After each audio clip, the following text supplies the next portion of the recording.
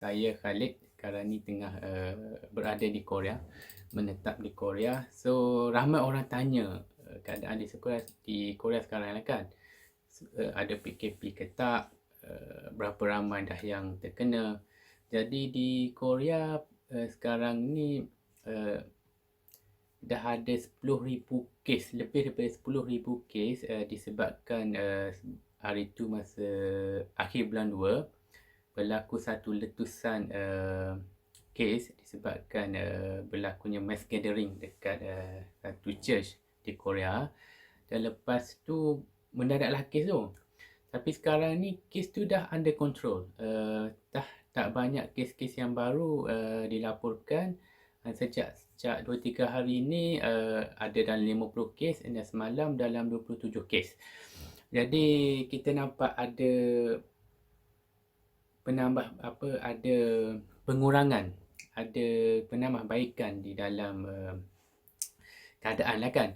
Jadi orang tanya, di Korea ni ada PKP ke tak? Di Korea setakat hari ini, daripada hari itu lagi memang tak ada PKP. Dan kerajaan Korea juga kemungkinan besar tak akan buatlah in the future as well. Dan minggu depan akan ada pilihan raya umum untuk memilih ahli parlimen. Jadi dalam keadaan ini pun still Korea masih lagi urusan dibuat secara biasa.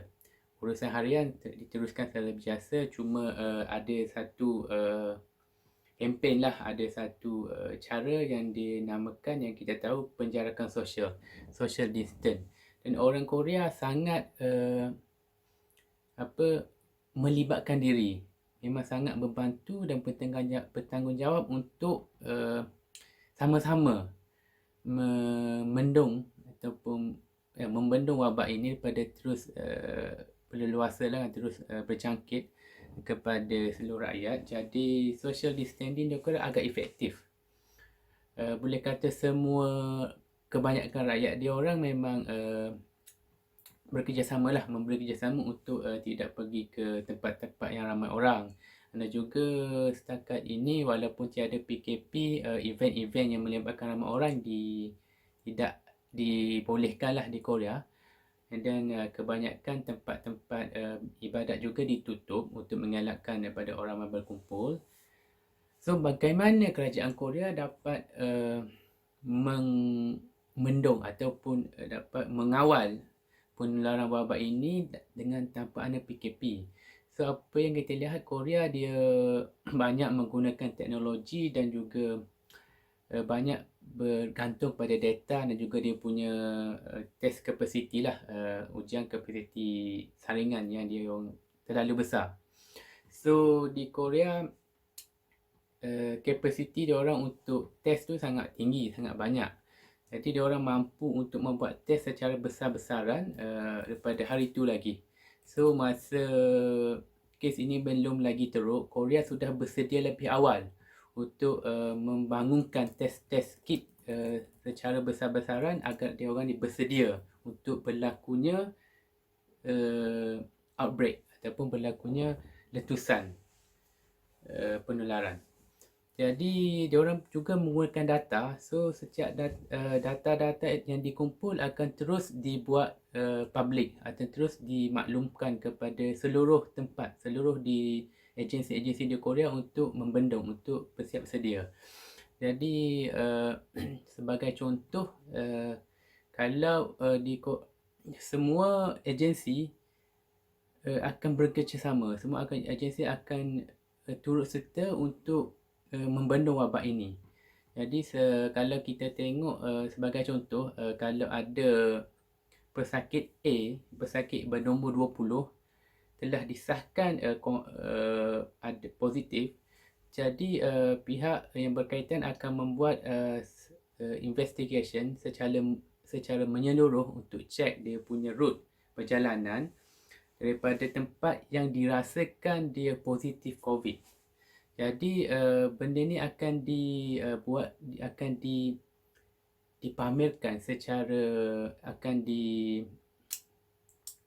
akan diwar-warkanlah kepada seluruh rakyat melalui SMS bahawa pesakit ini ada pesakit yang bernombor 27 telah berlaku di daerah mana dan dia dah pergi ke tempat mana.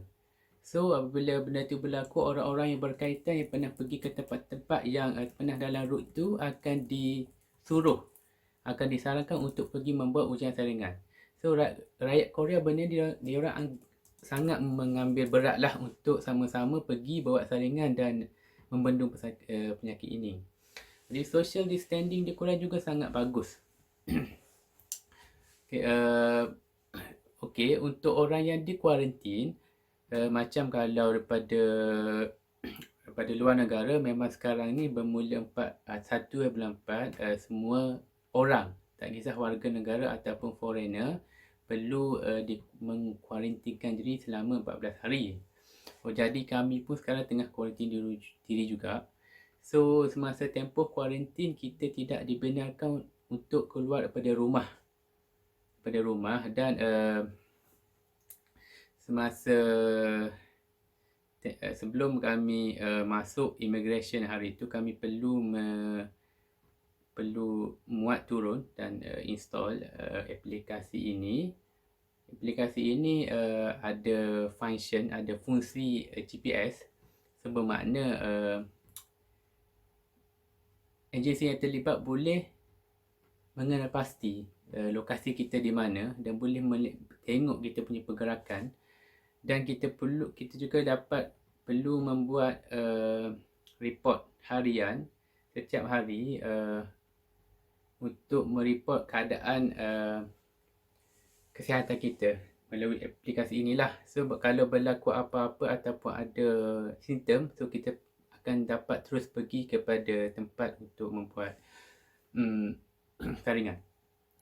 Jadi benda ni orang Korea sendiri tak boleh nak, agak susah. So jadi dengan adanya apps ini, kita susah nak lari pada rumah sebab agensi berkaitan boleh jejak kita punya pergerakan.